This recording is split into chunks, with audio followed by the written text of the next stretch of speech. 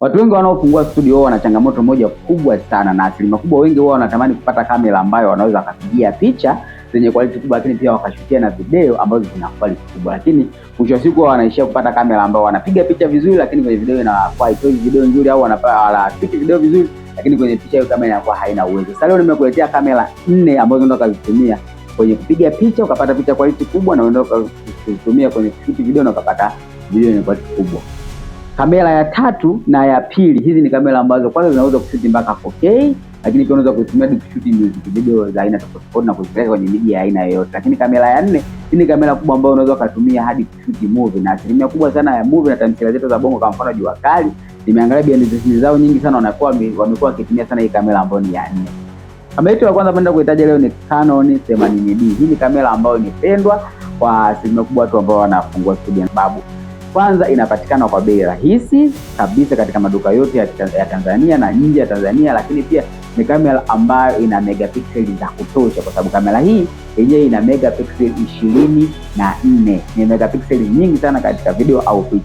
Lakini faida nyingine ya hii kamera, ukiwa unapigia picha yenyewe ina autofocus kali, kwa maana yake kama unapiga picha na movement na object inakuwa ina movement ya inajiongea, unaweza kucapture ile moment kwa haraka, kwa sababu ina focus kwa haraka zaidi. Lakini pia kama unashoot video haupati tabu kutafuta focus na mkono, hii yenyewe unagusa tu, kwa sababu unagusa tu, ukishagusa inakupatia focus kali na kwa haraka zaidi. Kwa hii kamera ya 80D ni bei ndogo, lakini pia ina uwezo mkubwa. Lakini bila kusahau kamera hii ya 80D yenyewe ina ISO range kubwa. Kwa maana yake nikiwa namaanisha, ukiwa unashuti katika mazingira ambayo yana low light au mwanga hafifu, au sehemu ambayo hauruhusiwi au huwezi kutumia taa, unaweza kupata kitu ambacho ni quality na chenye ubora wa hali ya juu. Ni kamera nzuri ambayo naweza nikakushauri wewe kama una budget ndogo uweze kuitumia au uweze kuinunua, au kama unafungua studio uweze kununua, kwa sababu itakufeva kufanya vyote viwili kwa wakati mmoja. Ukiwa umepata harusi, umepata kazi yoyote ile kubwa, unaweza kuitumia ukiwa na hii kamera ambayo ni Canon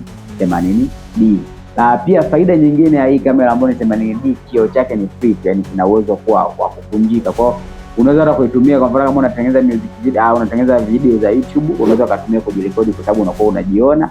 Lakini pia kama unatumia kwa matumizi mengine, hata ukiwa unashoot video ukiwa unatumia gimbal, ukishusha hivi chini unaweza kubonyeza kioo kwa kinablokia juu. Kwa unaweza ukashutia bila hata kuwa na monitor ya nje, na ikaweza kupatia quality nzuri na ubora ambao unaeleweka. Hii ni kamera ya kwanza. Na kamera ya pili ambayo naenda kuambia hii inashoot mpaka 4K ni Sony Alpha A6400.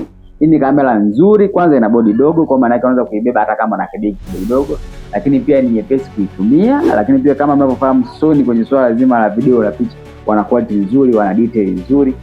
Ni kamera ambayo unaweza kushutia music video, kwa sababu hiyo kamera yenyewe ina megapixels za kutosha, lakini pia ina shoot mpaka resolution ya 4K, resolution ambayo kwa sasa hivi ndio resolution ambayo inahitajika sana sasa kwenye music video. Kama unapeleka video zako kwenye media mbalimbali, labda unataka kupeleka labda Clouds, Wasafi na sehemu nyingine yoyote, ukishutia hii inatoa quality nzuri, lakini pia ina autofocus kali, kwa sababu hii ni iko wazi kwamba mirrorless camera karibia zote, maana sijakutana na changamoto yote au malalamiko yote kuhusiana na mirrorless camera, kwamba mirrorless camera zote zina quality nzuri. Kwa hiyo Sony Alpha F6 inaweza kuwa ni chaguo moja, F6400 inaweza kuwa ni chaguo moja nzuri sana kwa wewe ambao unataka kupiga picha na kushuti video kwa pamoja, na unataka kamera ambayo inaweza ikafix vyote.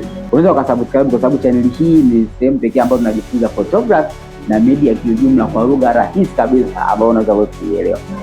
Kamera ya tatu ambayo naweza nikarecommend au naweza nikakushauri uweze kuchukua ni kamera ambayo inaitwa Canon R50, na yenyewe pia ni mirrorless, lakini ni kamera ya kisasa zaidi kuliko kamera yote, kwa sababu ni kamera mpya na imetolewa mpya. Lakini pia hii mirrorless camera ambayo ni Canon Canon na film zijua zina color nzuri, ni color depth nzuri zaidi, nafikiri imezidi karibia kamera za aina zote. Kwa hiyo hii ni kamera ambayo naweza nikaushauri uchukue, ambayo ina shoot mpaka 4K, yani inaweza kushuti mpaka 4K kwenye resolution yake, lakini pia ni ndogo. Kwa kama kamera ni ndogo kwa 4K, ni kamera nzuri sana. Changamoto hii kamera ni moja tu, ambayo hii kamera yenyewe haina auto stabilizer ambayo iko ndani ya kamera. Kwa hiyo kwa maana yake ukiwa unatumia hii kamera inakulazimu uweze, kama ukiwa unashoot video inakulazimu uweze kutumia gimbal ili kuweza kupata kitu ambacho stabilizer, au uweze kutumia stand ili kupata kitu ambacho stabilizer, sababu yenyewe peke yake haina stabilizer ambayo iko ndani ya kamera. Ndio changamoto ya kamera ambayo ni Canon R50.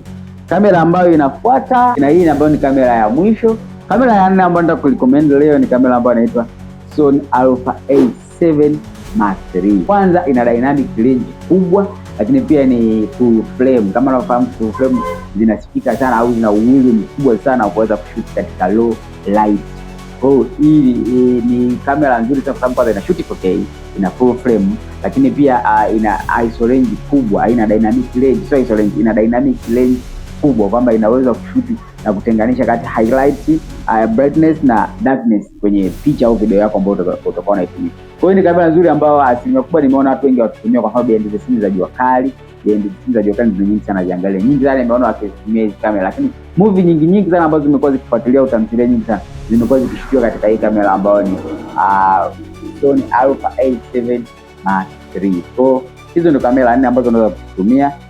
Kama una bajeti ndogo chukua 80D, kama una bajeti ya katikati na unahitaji kupata resolution kubwa, kama unadili sana music video, unaweza kuchukua Sony Alpha A6400 na unaweza kuchukua pia Canon R50.